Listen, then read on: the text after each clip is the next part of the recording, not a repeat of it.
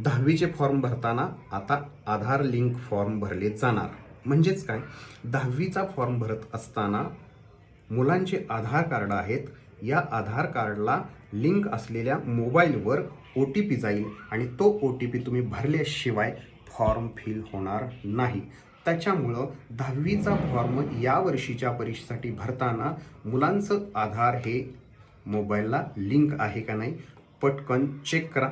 आधार हे अपडेटेड असावं, कारण अपडेटेड आधार हे तुम्हाला 10वीच्या परीक्षेचा फॉर्म भरताना अनिवार्य केलेलं आहे. जर अपडेटेड नसेल, उन्हाळा सुट्टी सुरू झालेली आहे, पटकन तुम्ही ते आधार अपडेट करून घ्या.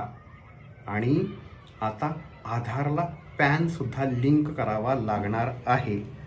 आधारला पॅन लिंक केल्याशिवाय इथून पुढच्या काही गोष्टी होणार नाहीत. व्हिडिओ जर माहितीपूर्ण वाटला असेल तर हा चॅनल जास्तीत जास्त सबस्क्राईब करा, एक लिंक तुम्ही शेअर करा आणि एक लाईक मला द्या. व्हिडिओ करण्यासाठी खूप कष्ट घेतो मित्रांनो, तुमच्यासाठी. व्हिडिओसाठी खूप कष्ट घ्यावे लागतात, घेत आहे. महत्त्वपूर्ण माहितीच मी लोकांपर्यंत घेऊन येत आहे.